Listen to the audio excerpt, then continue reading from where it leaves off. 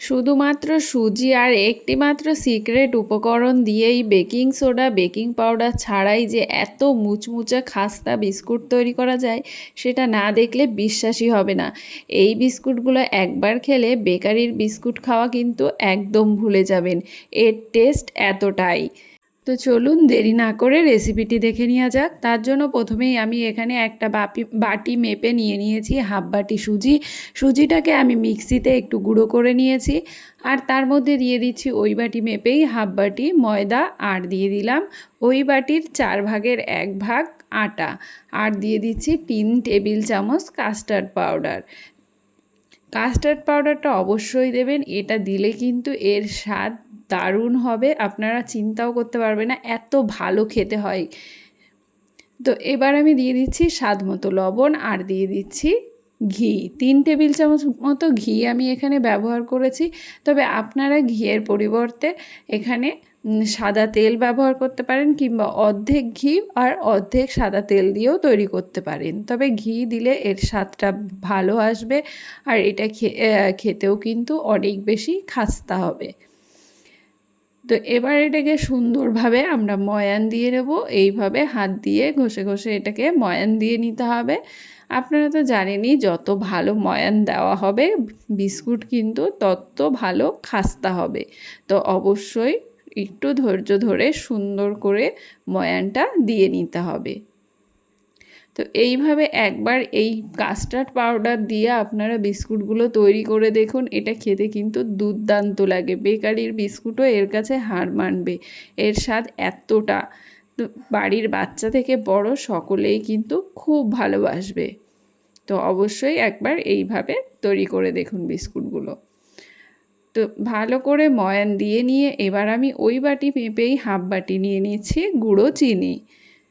গুঁড়ো চিনিটা দিয়ে এবার ভালো করে মিশিয়ে নেব। তবে চিনির পরিমাণটা আপনারা আপনাদের স্বাদ অনুযায়ী দেবেন। যারা বেশি মিষ্টি খান তারা একটু বেশি দেবেন, আর যারা কম খান তারা একটু কমিয়ে দিতে পারেন। তবে আমার মনে হয় যে হাফ বাটি সুজির জন্য হাফ বাটি চিনিটা একদম পারফেক্ট। তো ভালো করে মিশিয়ে নেব।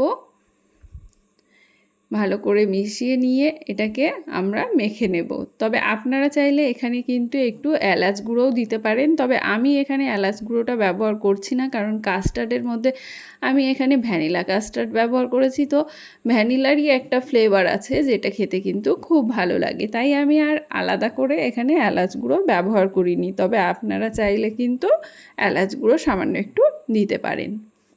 এবার আমি রুম টেম্পারেচারে থাকা দুধ দিয়ে এটাকে মেখে নেব। তবে দুধটা একবারে বেশি দেবেন না, অল্প অল্প করে দুধ দিয়ে এটাকে মেখে নিতে হবে।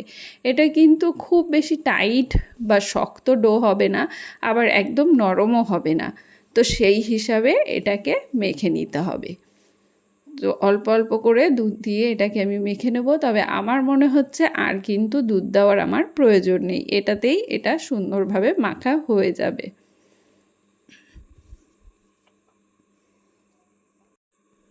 তো আমার রেসিপিগুলো আপনাদের কেমন লাগছে অবশ্যই কমেন্ট করে জানাবেন, আর রেসিপি ভালো লাগলে লাইক শেয়ার করে চ্যানেলটিকে সাবস্ক্রাইব করে পাশে থাকার অনুরোধ রইল।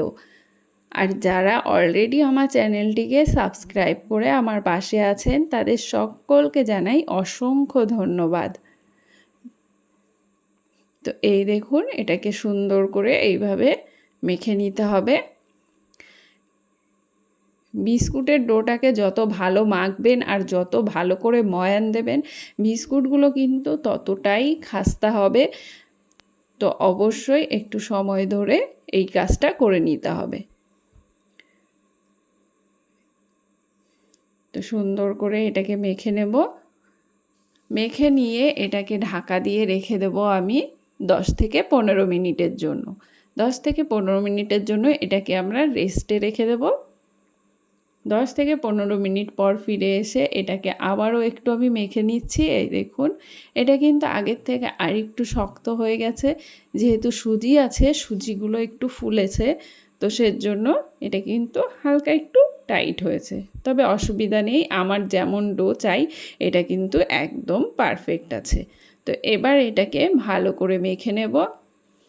আর আপনাদের যদি একটু মনে হয় যে বেশি শক্ত হয়ে গেছে, সেক্ষেত্রে আর হালকা একটু দুধ দিয়ে এটাকে মেখে নেবেন।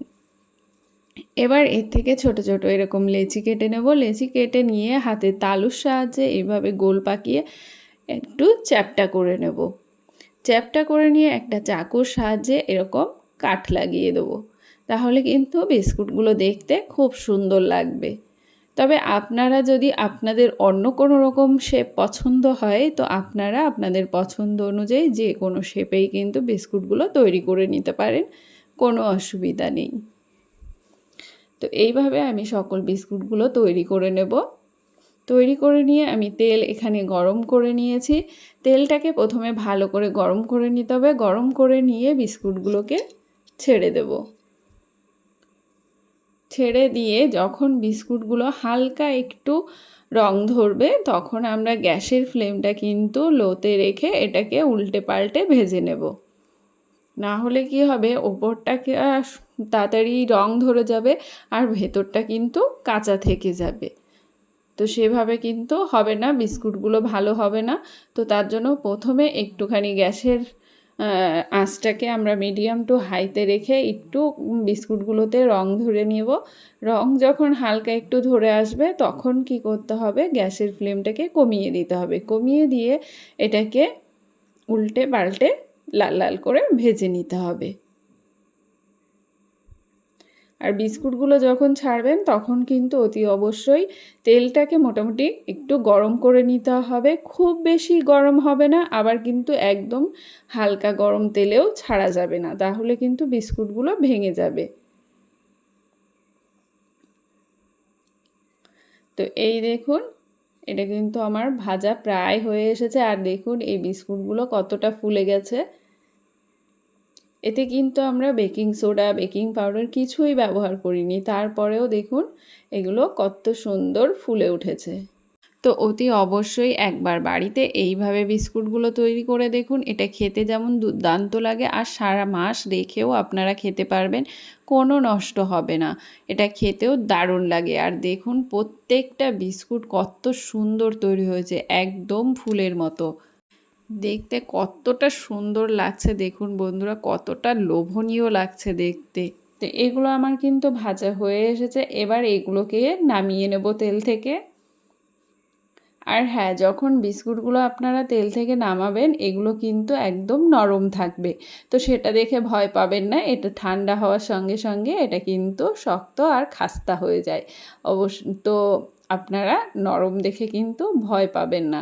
তো সমস্ত বিস্কুটগুলো নামিয়ে নিয়েছি, নামিয়ে আমি ঠান্ডা করে নিয়েছি। আর এই দেখুন বন্ধুরা, হাত দিয়ে একটু চাপ দিলেই কিন্তু একদম গুঁড়িয়ে যাচ্ছে বিস্কুটগুলো, এতটা খাস্তা হয়েছে।